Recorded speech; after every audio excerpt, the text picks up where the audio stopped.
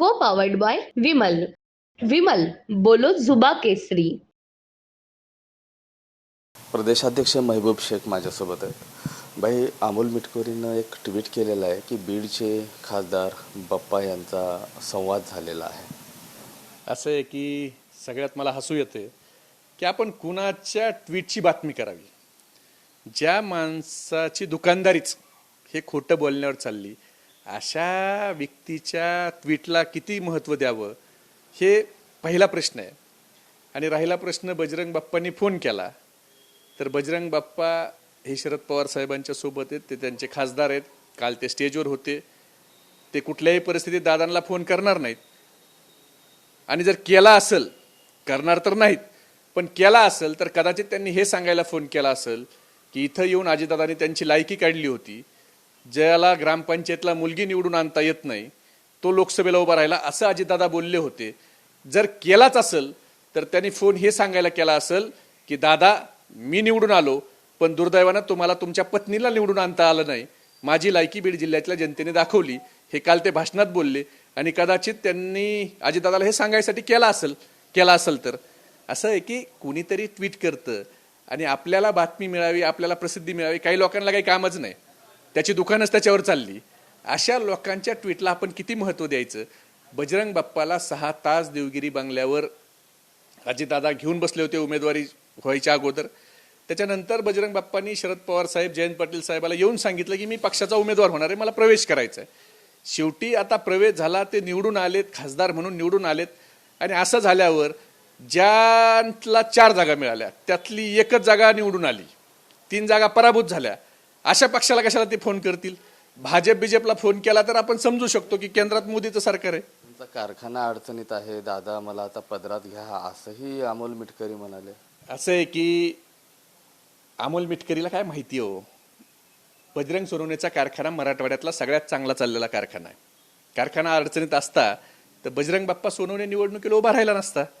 आज जे गेलेत दादांते, हे ज्यांच्या अडचणी आहेत ते लोक भाजपाला सिलेंडर होतात. बजरंग सोनवणेची जर अडचण असती तर तो भारतीय जनता पार्टीला सिलेंडर झाला असता, ना की त्यानं विरोधात येऊन त्या ठिकाणी निवडणूक लढली असती. पण कुठंतरी आपला पक्षातले आता लोक पळणार आहेत, पळायला लागलीत, फोन करायला लागलीत. आता काल तर एकमेकाला टोमणे मारायची स्पर्धा चालू होती त्यांच्या जर चोरलेल्या पक्षाच्या वर्धापन दिनात. आणि तिथं मग आता आपल्यातले कोण आमदार खबरे आहे, कोण आमदार सगळी माहिती तिकडे पुरवतो. आणि मग ह्याच्यातून आपल्या कार्यकर्त्यामध्ये जी चुळबुळ सुरू झाली ती चुळबुळ थांबवण्यासाठी असे केविलवाने प्रयत्न करतात. पण जे कोणी ट्विट करते त्यांची विश्वासार्हता हा 0%. त्यांच्यावर काळा कुत्रा देखील विश्वास ठेवत नाही. अजित पवारांशिवाय महाराष्ट्राला पर्याय नाही असंही मिटकरी म्हणतायत. ते महाराष्ट्र सोडा, बारामतीच्या जनतेनेच दाखवलंय की कुणाशिवाय पर्याय नाही. शरद पवार साहेबांच्या शिवाय पर्याय नाही हे बारामती विधानसभेतल्या लोकांनी दाखवलंय. बारामती लोकसभेत सुनेत्रा वहिनींचा 1,58,000 मतांनी पराभूत झालाय आणि 17,000च्या आसपास मतं पिपाणीला गेलीत. बारामती शहरातनं 10,000 मतानं सुप्रियाताई पुढे आहेत. बारामती विधानसभेतनं 48,000ने पुढे आहेत. इंदापूरला हर्षवर्धन पाटील साहेब आणि दत्तामामा भरणे, प्रवीण माने, सोनाई दूध डेअरीवाले असे सगळे मोठाले प्रस्थापित नेते एकत्र करून इंदापूरमधून सुप्रियाताईंना लीड आहे. म्हणजे दौंडमध्ये पण राहुल कुल साहेब आणि रमेश आप्पा थोरात हे एकत्र असून लीड आहे. ज्या विजय शिवतारेंनी अजितदादांच्या बद्दल जे नाही ते बोलले, त्या विजय शिवतारेंच्या दारात ह्यांना जायची वेळ आली तरीही त्या पुरंदरच्या स्वाभिमानी जनतेनं आमच्या जगताप साहेब असतील आणि तिथले सगळे प्रमुख असतील याच्या नेतृत्वाखाली सुप्रियाताईंना लीड दिली. भोरवेल्ल्यात संग्रामदादा थोपटेंच्या मार्गदर्शनाखाली विक्रमी लीड आहे. फक्त खडकवासला एकमेव मतदारसंघ आहे जिथं आमची लीड पहिली ताई 60,000 मायनस होत्या, तिथं 22,000पर्यंत आम्ही परत आलो. म्हणजे बारामती लोकसभेतल्या 6 विधानसभेपैकी 5 विधानसभेत सुप्रियाताईंना विक्रमी लीड आहे. आणि महाराष्ट्रानेच नाही तर बारामतीने दाखवलंय हो, शरद पवार साहेबाशिवाय पर्याय नाही. रोहितदादा, पवार जे आहेत लवकरच भाजपमध्ये जातील, ते मंत्री होण्यास इच्छुक आहेत असे अजितदादा पवार गटाचे आमदार जे आहेत प्रकाश सोळंके म्हणतात. असं आहे की आता ते सगळे लोक पक्ष शोधतायत, त्यांनाच आता दादांच्या सोबत राहायचं नाही, त्या सगळ्यांना भाजपमध्ये जायचंय. त्यांना खरं शरद पवार साहेबांच्याकडे यायचंय, पण शरद पवार साहेब घेणार नाहीत म्हणून आता ते भाजपमध्ये जाणार आहेत. म्हणून अशा काहीतरी चर्चा वावड्या उठवायच्या आणि आपलं जे काही अस्तित्व संपत चाललंय तर ते कुठंतरी झाकायचा केविलवाना प्रयत्न ही लोक करतायत. मला वाटतं याच्यात काही तथ्य नाही.